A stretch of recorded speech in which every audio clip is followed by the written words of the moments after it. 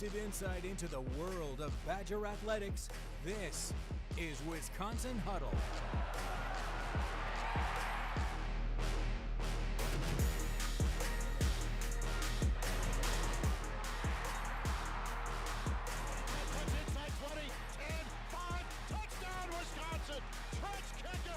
Here's Andrew Banstra. Woo! All right.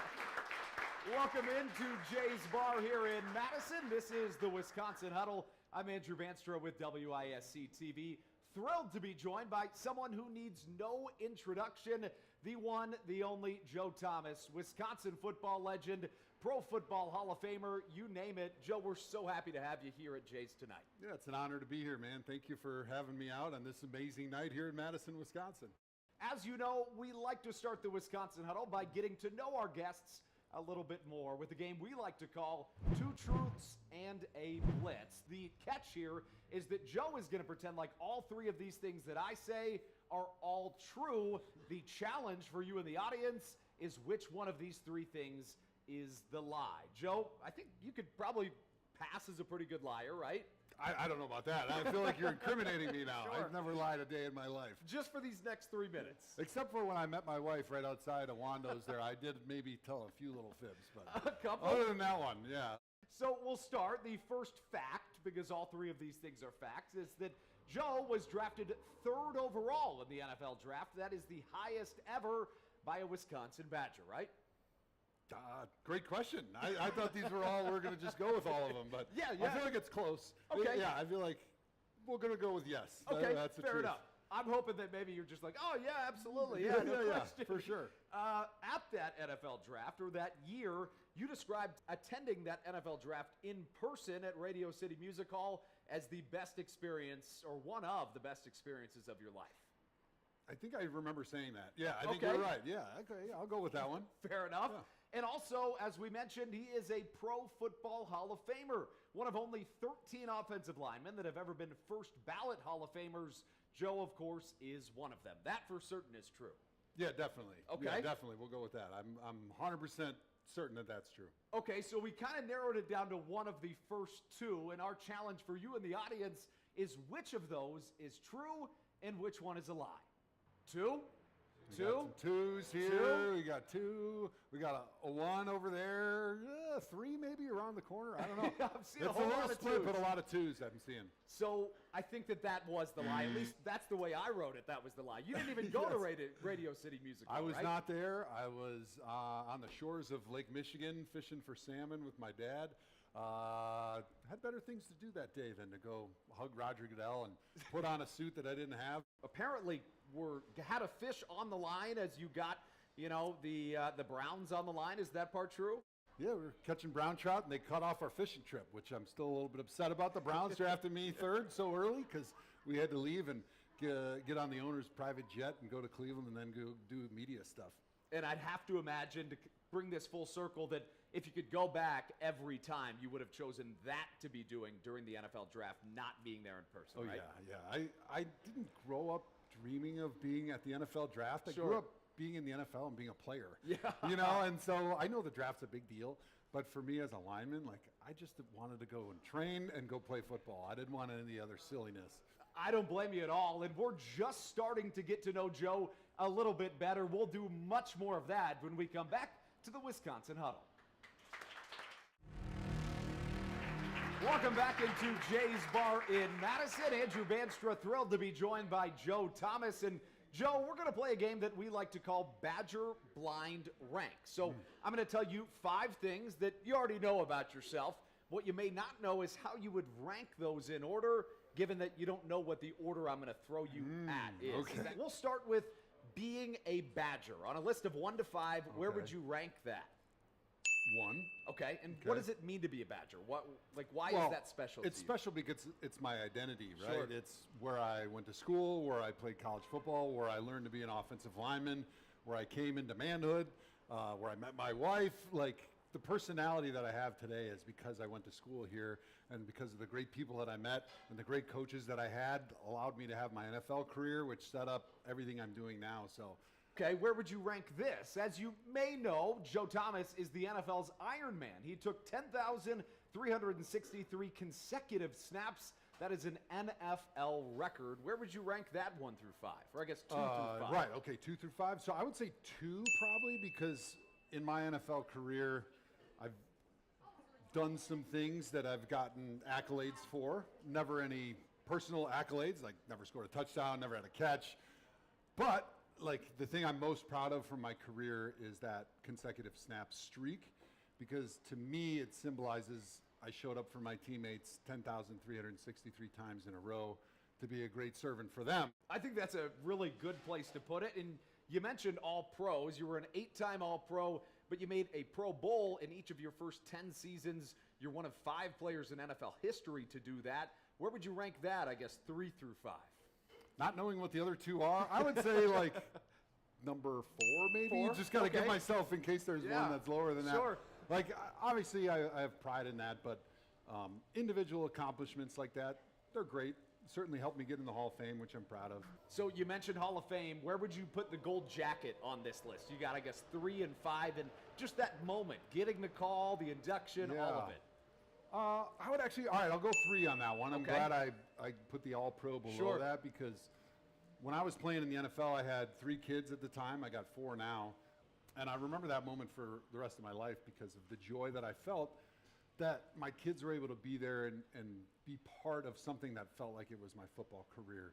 That is amazing. And you saved 5 for another really good one. You were on 2 NFL All-Decade teams. Not very many people can say that. Would you have wanted that to be 5? I would say maybe above the Pro Bowl All-Pro thing, possibly. Although being one of 5 guys in NFL history to make 10 straight Pro Bowls to start their career, the names on that list are also pretty cool. Well, we've talked a lot about Joe's NFL career, but let me tell you, he's doing some pretty cool things in retirement. We'll talk about all of that in his second Hall of Fame career when we come back to the Wisconsin Huddle.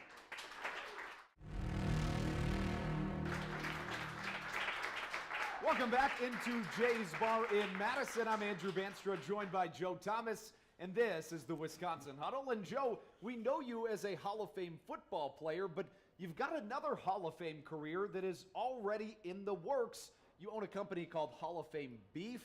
What has that experience been like, and what is it that you're doing? Yeah, it's been an incredible experience. My family and I, we've got a farm out in southwest Wisconsin in the Driftless Hills, beautiful area of Wisconsin if you've never been there. And we're raising Wagyu and Angus beef and trying to feed them everything that we raise on our farm. Health and fitness has been a big part of my career, and when I retired, I lost about 60 pounds. And I've always been passionate about raising my own food as much as possible and taking that next step as I was losing the weight and cutting out the carbs and eating a lot more protein, even more protein than I did as a 320-pound offensive lineman. It's hard to imagine. But I just started seeing the benefit of eating really high-quality proteins, high-quality beef, where you know it was raised, you know the products it was fed throughout its life, you know the care that was given to it, low-stress environment, and then how that makes you feel and how it helps you with whatever health journey you're on.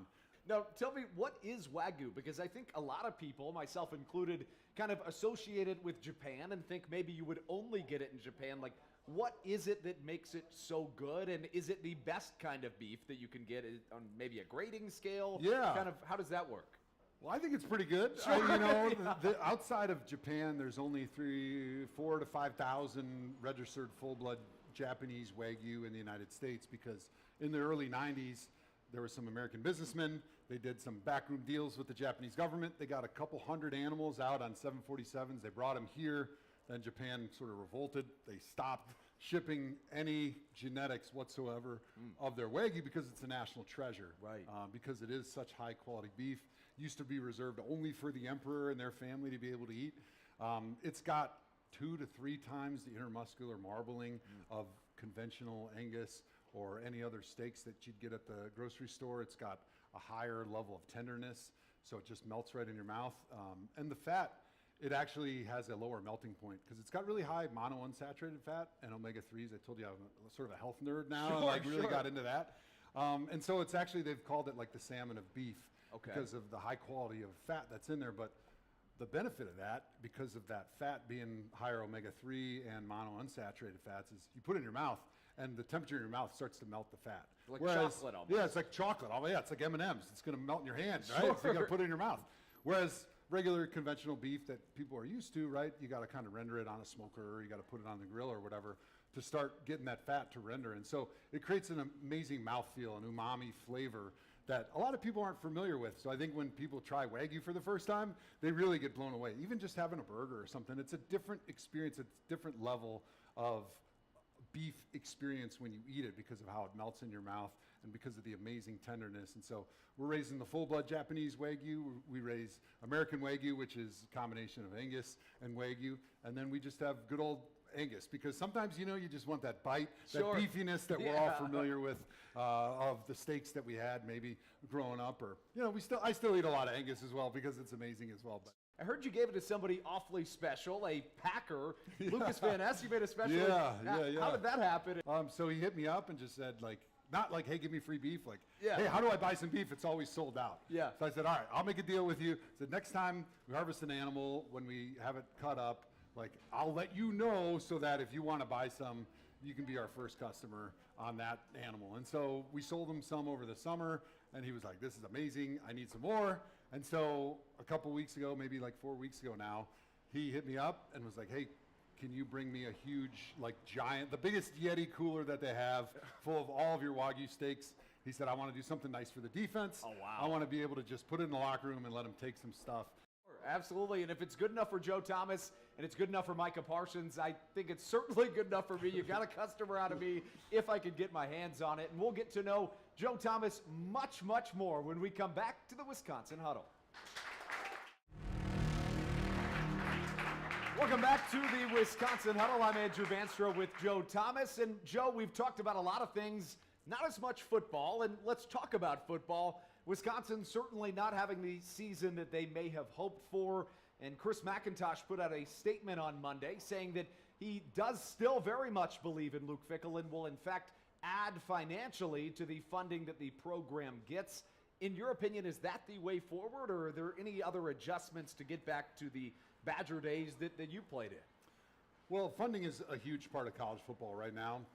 Back in the days when the SEC was the only teams that were allowed to pay their players, you know, it was an equal playing field, other than, hey, we can recruit to our school because we got this great tradition, we got these beautiful facilities, we got a great school, you know, we got great party scene. If you're Madison, you should come here, right? Now it's like, yeah, we got all these great things, but a player's probably second question is, hey, how much are you going to pay me? Because I got Ohio State paying me $1 million. I got Oregon offering 1, 2, or whatever it is.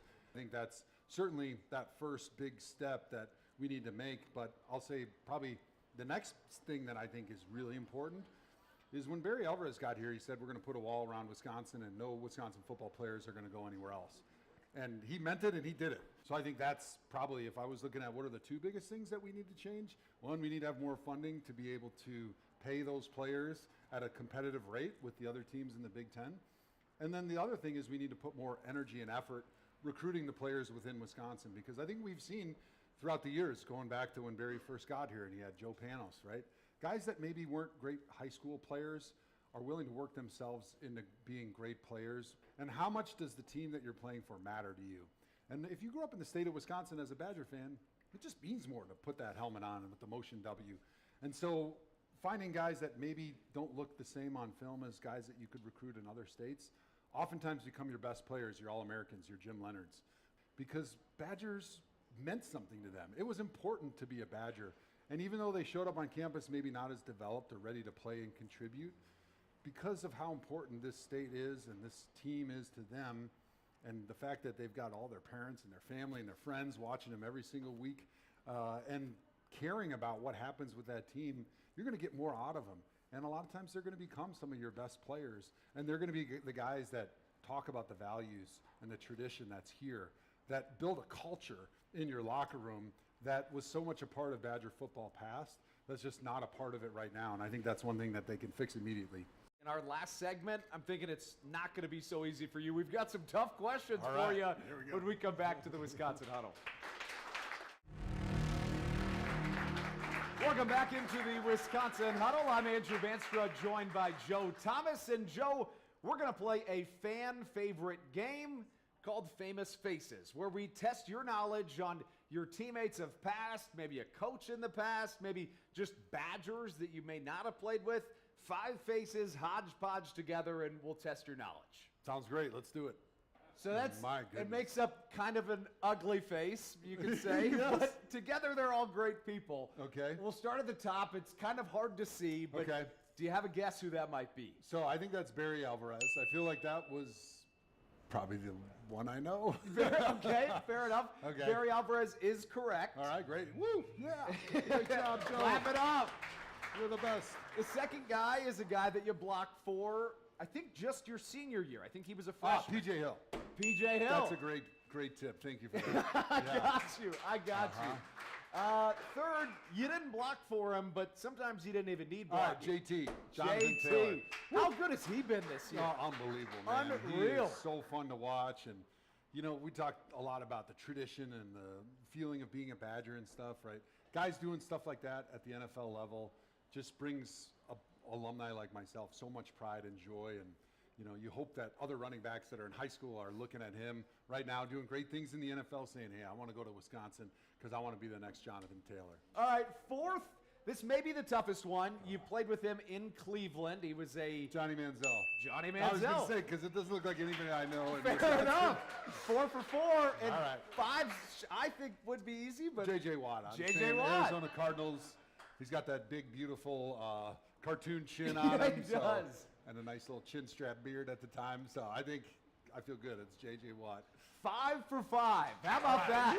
Yeah. That is pretty good. He gave some great tips. Thank you. I was in need of some tips there for a minute. And we've got still one more game to go. We mentioned that Joe has the NFL record for consecutive snaps taken, 10,363. So we're going to call this game 10,363 snap decisions, but we'll only ask you just 4 questions, not that many. Right, good. The first one would be Packers or Browns. Who do you root for? And they played each other earlier this year. They did, and I've got bragging rights for another 4 years here in the state because the Browns are my team. Okay. That's where my bread is buttered. How about this? You mentioned you never scored a touchdown in the NFL. Would you rather have a pancake block or score a touchdown? I'd rather score a touchdown Sure. because that'd be pretty cool. I mean, I had a Yeah. lot of pancake blocks. Yeah. So having something that I haven't had would have been pretty cool. Fair enough. We just mentioned J.J. Watt. Would you rather block Myles Garrett, former teammate, right, or J.J. Watt? I'd rather block JJ because I successfully blocked him a few times. Miles, I never successfully blocked. Okay, Even though fair he was enough. a rookie when I was in my last year in the NFL. JJ's an incredible player. He's a little bit better over guard or a center, and Miles is hell on a tackle. Sure, absolutely. And we've got one more question. Would you rather take one more snap as a Brown or as a Badger? One more snap as a Badger. Okay. Because, you know, when you're playing college football, you just love everything about it. The atmosphere, playing for your hometown team, your buddies, your roommates that you're playing with, the way you're going to celebrate after a good win. Sure. Like, for me, it would be the Badger. Well, Joe, it was a pleasure to have you right back here in your hometown, and it is called the Wisconsin Huddle, so we always close by your favorite way to break a huddle, whether it was in college or the NFL. Did you have a favorite way that you did that? I would usually say 1, 2, 3, dominate! Okay, dummy? Yeah, dominate! Oh, dominate! Dominate! Okay, Yeah, sure. All right, yeah. count us down. Let's do it. All right, ready? 3, 2, 1, Dominate! Thanks so go. much. We'll see you next week.